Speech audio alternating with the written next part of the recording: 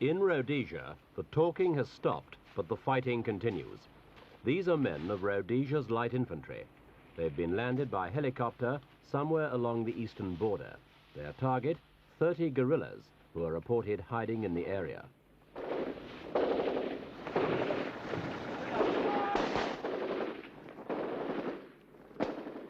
Contact is made. The battle's on.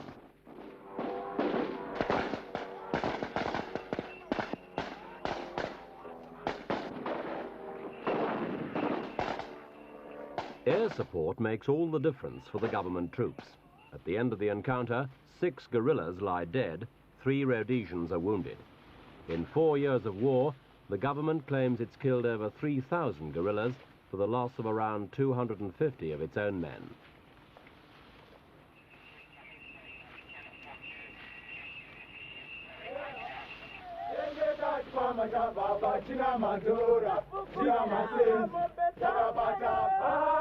Despite its effectiveness, Rhodesia's army does have problems.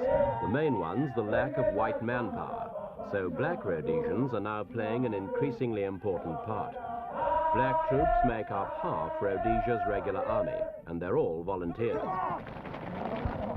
At this centre, recruitment of black trainees has gone up from 30 to 400 over the last 5 years.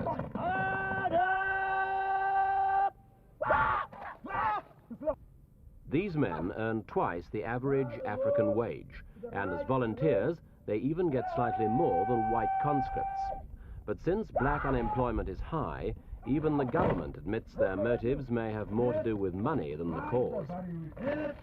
Most are still in non-combat roles, such as drivers or engineers, but they are taught to use arms.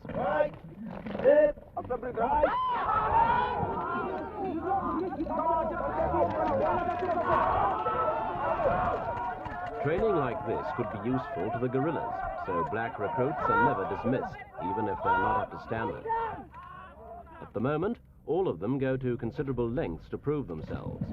The government claims it's not worried about their loyalty, but it does admit guerrillas have tried to lower their morale by threatening their families and urging them to turn their guns against the whites. Nobody knows how they'd react if a guerrilla victory appeared certain.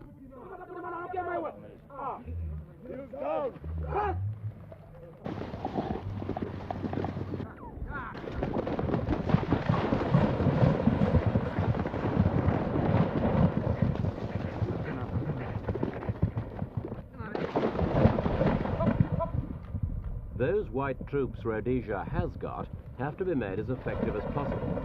This is one way it's done. These are the Greys Scouts, a mounted infantry unit formed 18 months ago. The aim is to give troops extra mobility in the rough bush areas where guerrillas frequently operate.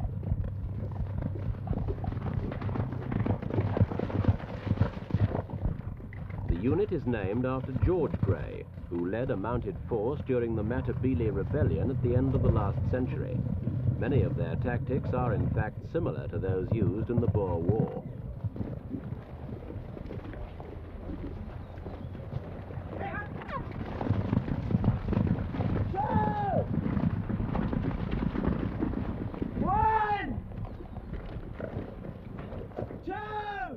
They don't see themselves as cavalry. Once they're where they want to be, they leave their horses and become ordinary infantrymen. The only problem at this demonstration was that the horses proved very difficult to recapture.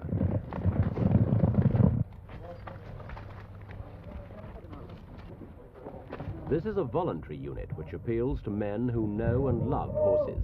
Not surprisingly, it contains members from every polo club in Rhodesia. Some Rhodesian army men were against the whole idea of the Scouts at first. They thought it was romantic and impractical. But the unit's proved itself in battle and is now expanding rapidly. We spoke to Commanding Officer Tony Stevens. We're using the horse as a means of mobility. The rugged terrain that the terrorists use here means that until now we were only able to get in on foot, or prior to the use of horses, or helicopter-borne troops. We've now got the ability to get into areas, stay there for a long time, and find tracks and generally hunt these chaps down. What sort of contribution are they really making to the war effort? A very big one. In fact, our effectiveness is growing daily, and normally when we have a contact, we have a big one. Do you lose many horses? Hidden in the bush, more Rhodesian scouts, but these are an entirely different unit.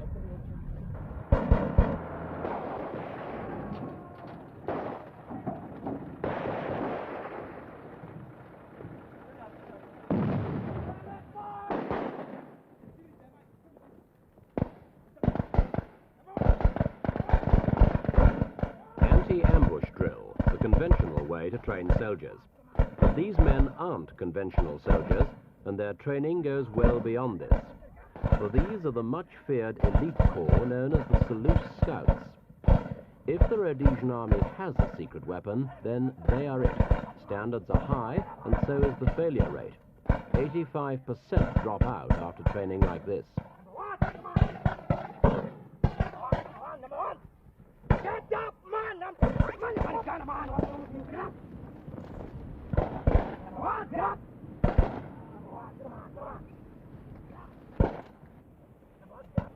The Scouts' training camp is on the shores of Lake Kariba, and the best way to approach it is by boat. In normal times, it would be an area for tourists, but the only onlookers now are ones who betray no secrets, even if they never forget them.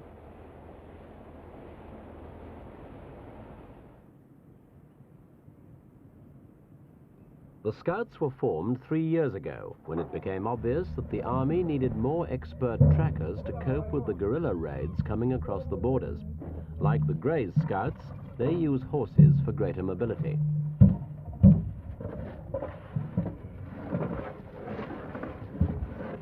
Black recruits outnumber whites by about 4 to 1, but whatever their color, all are volunteers. And deploy into an extended line. Horse holders will take the horses and move off back this way. Generally speaking, the level of horsemanship is lower than in the Greys Scouts, at least to begin with. But everything here is done at the double. And deploy in an extended line there. All right. Very good. Much better. The essence of their training is bushcraft, and that includes lighting a fire without matches. In the position where the hot coal is going to fall on top of the smoldering material, and then just start again.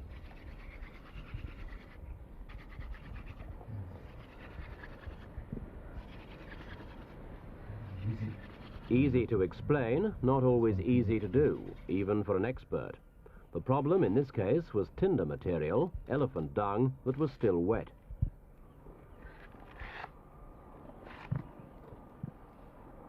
The recruits are taught to use everything around them. The baobab tree is an especially good provider.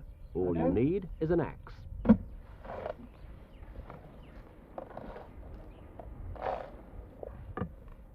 The baobab provides food from its leaves and a coffee substitute from its pips. Its inner bark provides not only water, but fiber to make string with. Essential knowledge if your bootlaces have snapped. The aim throughout is self-sufficiency. Rations are provided, but quantities are minimal, and there's usually only one delivery a month. If supplies run out before then, the Scouts simply have to fend for themselves. Now, there's 2 methods of hanging it up. Some people hang it up by the throat. They learn to catch their own food, and having caught it, how to skin it. Backwards, to the rear. Generally, it is skinned from the back, frontwards. Once you've got to this stage, the skinning operation is very, very easy. And They also learn how to get the best out of an animal. An impala's stomach holds 2 or 3 pints of water, which could be more important than the meat. There. Bring them. Selous Scouts have got to be fit, so an essential companion for the long route marches is a 50-pound sack of rocks. And get a decent paddy rock, not these pebbles, man. No, it's too big. That this one's it?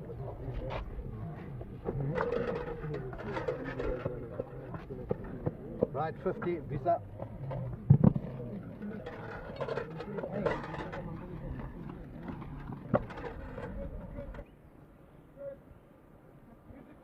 The assault course is terrifying and makes absolutely no concessions to mistakes.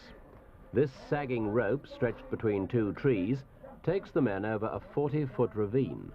If a man falls off, the least he can expect is a... Several recruits have fallen, and they've all had casualties.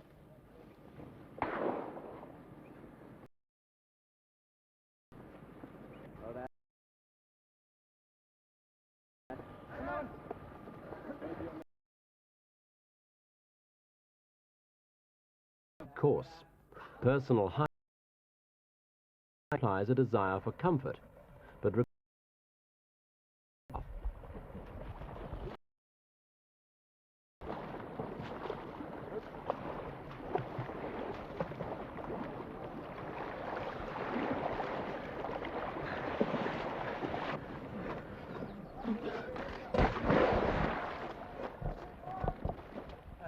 this is the second week of the course. 55 out of 80 have already dropped out. Those who survive are learning the bitter truth behind the Scouts' motto. Those who die, die. Those who stay behind, stay behind. The Scouts take their name from Frederick Selous, who was killed on active service in East Africa in 1917. He'd survived to the age of 67 because of his skill as a bushman and a tracker. And it's those skills which are the prime needs of the Selous Scouts today.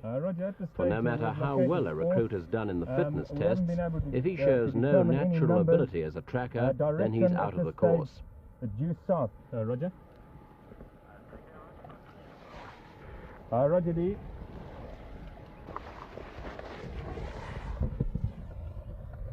The unit claims it produces soldiers who are as much at home in the bush as the guerrillas, who have often grown up in it, and their record, they say, backs them up.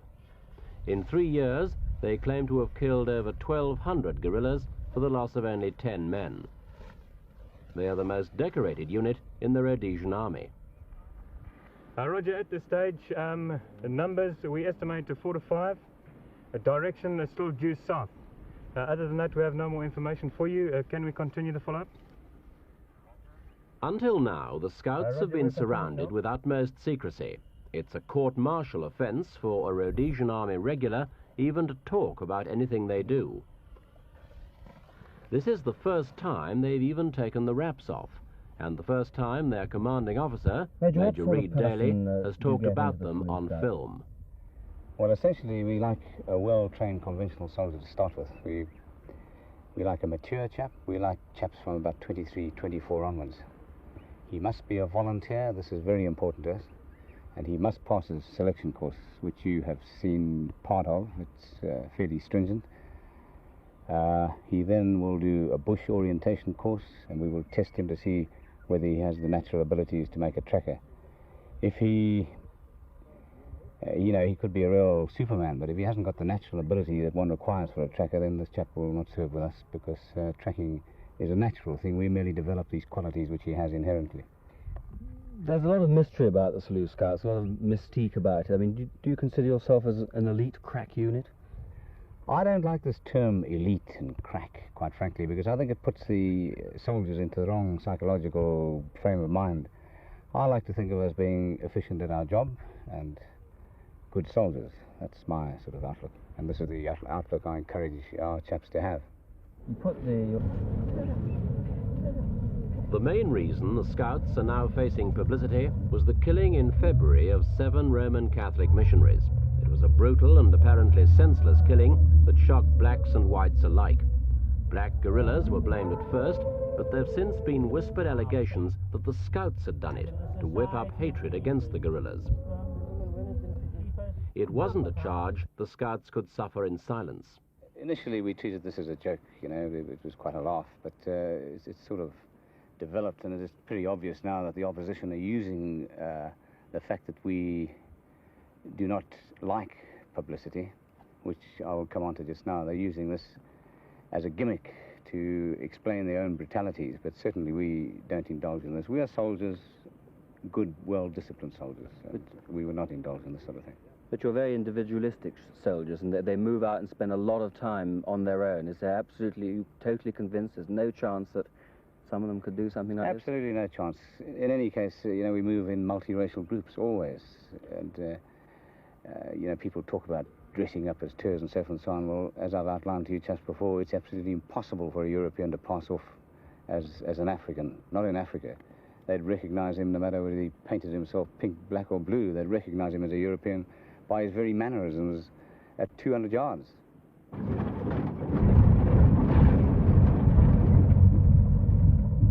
The effort to contain the guerrillas has at times taken Rhodesian forces across the nation's frontiers. This is the border area with black-ruled Botswana. And this was once a home for 10 people. 2 months ago, say the Botswana authorities, Rhodesian troops came across the border, only 300 meters away, burned down the farmstead and kidnapped the owner.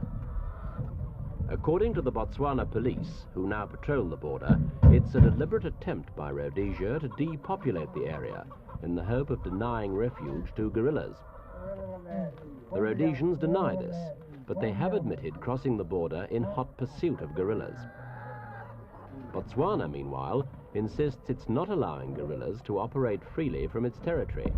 Any it finds, it says, are sent back to Zambia. It's a tough job for the paramilitary police, 450 men with nearly 500 miles of border to patrol day and night. And for Botswana's president, Sir Seretse Khama, it's a cruel dilemma. The Rhodesian Railway, which goes right through the country, is a major source of income. He'd like to keep it that way, but he's under increasing pressure to change his policy as the guerrillas step up their search for new borders from which to launch their attacks on Rhodesia. Inside Rhodesia, few people travel by road now unless they really have to. There are 2 main risks: being ambushed by guerrillas or coming across one of the landmines which they dig into dirt tracks or cut into the tarmac of main roads. The standard model contains 8 pounds of high explosive and is Russian-made. Detonated by pressure, it can split a car in half. The ordinary vehicle offers no protection whatsoever, which is why farmers and people who must travel the countryside are now equipping their vehicles with rollover bars and armor plating. 1-inch steel plating is welded underneath the body. Below the driver's seat, it's 3 inches thick. Drivers like Chris Morton strap themselves in case the vehicle rolls over on impact. Does it really work? As far as I know, yes it is. I have been told that there have been virtually no cases of anybody dying or even having serious injuries inside one of these, providing they only hit a standard Russian TM mine. And what happens if they hit one of the boosters? What are the boosters? A booster is usually one mine on top of the other, or alternatively it is laced with additional TNT or gelignite. If they hit one of those, it's virtually curtains. There was a case recently where one was completely peeled back. The mine protection ended up right back in the back of the vehicle, and of course then your chances of coming out alive are virtually nil. Chris Morton bought his protection after seeing this. 2 people were killed. A woman passenger lost both arms and legs. Traffic on major roads now moves in convoys guarded by the army, and regular radio bulletins keep travellers informed. Connecting with the main Fort Victoria Umtali convoy. Restrictions on hours of travel. Even within 30 miles of Salisbury, everyone tunes into the reports. A common trick now is to wait for another car to pass and then follow in its tracks.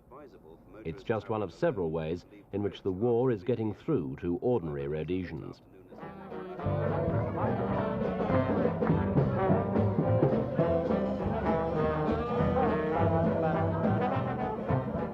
After 4 years of hostilities, nobody in Rhodesia is pretending that the war doesn't matter anymore. But sometimes it's difficult to tell. Despite the steady toll of casualties, the rapid rise in the defense budget and the cost of living, the atmosphere, on the surface at least, is surprisingly normal. But there's a strong undertone of irony in this event, and especially in the choice of the song, Don't Say Goodbye to Rhodesia.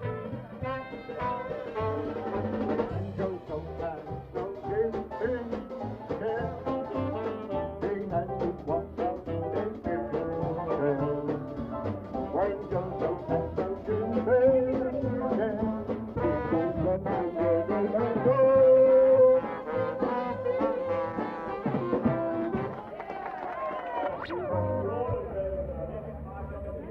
truth is that whites are saying goodbye to Rhodesia, and they're doing so in ever-increasing numbers. At the same time, the flow of immigrants into Rhodesia has slowed down. Last year was the worst since UDI in 1965, with a net loss of over 7,000 people. Those who do leave can only take the equivalent of $1,600 US with them. Most of their belongings are sold at auctions. Unless we start getting some of these bits and pieces into reasonable sized lots. Right, for that lot there, and there's a plastic thing. $1 for the whole lot, $1 how many over there for all those bits and pieces. I'll take $2, I've now got 3, do I hear $4, 5, I've got 6, I'll take 7. $7, good morning, 8, I'll take $9, 9, do I hear $10, now 11, gonna say 11. Without possessions and without their capital, those whites who do leave know they'll have a hard time to reach the same standard of living elsewhere. But they are going, even old established families like the Pedders. They've been here 21 years, but now they're leaving their house and pleasant garden to go back to Hampshire, England. We asked them why. Because we have regretfully, after 21 years, come to the conclusion that this country is not going to be, we think, for us as a home in the future. We just think that things have gone too far, too much polarization. Eventually, we believe the country will come out of this. But as colonialists, so-called, or settlers of long standing, we feel that the inevitable new regimes that are going to occur here are going to require the contract-type European to help them out. They want to throw off the vestiges of colonialism of the past. How many of the friends that you know, how many people that you work with feel much the same way? People, a very large number of the people that I work with, if they could go, would be making concrete plans at this stage. Not in the main, I would say 90% of cases, not because they want to go, but simply because they feel likewise, for reasons varying from fear of black government as such, to a straightforward belief that the country is not going to be the same as they've known it, and all shades in between. But so many of them, I would say up to 80, perhaps 90%, cannot make that sort of a move now because they're locked in. How do you mean locked in? They cannot take enough money to get started elsewhere at the age and stage that they have reached. The younger people, of course, it's different, but the middle-aged and older people feel this in particular, with family responsibilities and so on. Why don't you stay here? As the whites leave, Rhodesia's pool of trained personnel dwindles. Without white supervision, industry could well grind to a halt. What's making matters even worse is the ever-increasing burden of military conscription. Blacks are volunteers, but whites and coloureds have to do 84 days of initial training, after which they can be called away at short notice for up to a month, 3 times a year. Many firms have to employ more whites than they would otherwise need.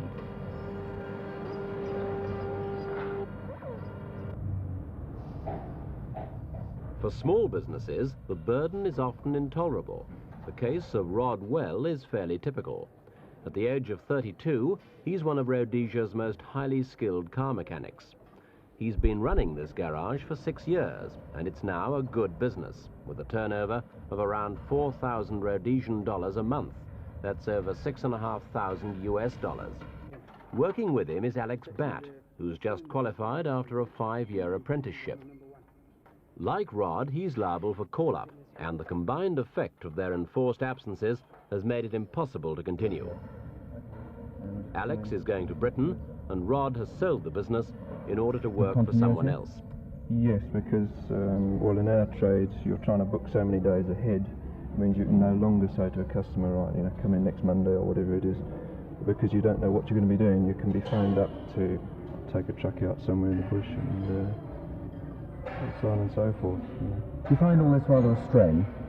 It is a great mental strain, actually. very much. Running the business side of the garage is Rod's wife, Vi. She sees the move as inevitable. Well, you're still going to have to close down and sell up. We will, because 120 working days out of a small business like this, we just can't manage. We just can't manage. I'm sure we won't be able to manage. It's getting increasingly hard to carry on. Financially, we're still fine, but we're trying to look ahead, sort of 6 months ahead, and to project what could happen within the 6 months. We're definitely not getting through the work as quickly as we used to, and it's beginning to affect trade in general. We can't risk the financial security of our children. They're better to close and go and work, have normal jobs. We've started a business from scratch before. If we find ourselves in a position to be able to do it again, then we'll have a go. Do you think there are a lot of other people in similar position? Oh, I'm sure there must be. I'm sure there must be. There are small businesses closing down, and if it affects us, we're not unique. What do you think is the worst thing about it all?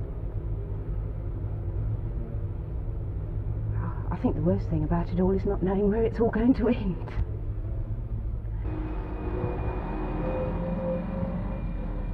In the case of Rodwell Motors, it's just 3 people. But people with skills Rhodesia now needs more than ever. Multiplied over and over again, it amounts to a serious drain on Rhodesia's white manpower and a blow to Rhodesia's Premier, Ian Smith. Last year, Mr. Smith came to an agreement with US Secretary of State Henry Kissinger because he thought he'd been offered the kind of solution which would keep white capital and know-how in Rhodesia. And when the subsequent talks in Geneva failed, it was because Mr. Smith believed the security arrangements wouldn't enable him to keep white morale high enough to stop the outflow of white settlers. Faced with the current situation on his borders, it's a problem Mr. Smith has yet to solve.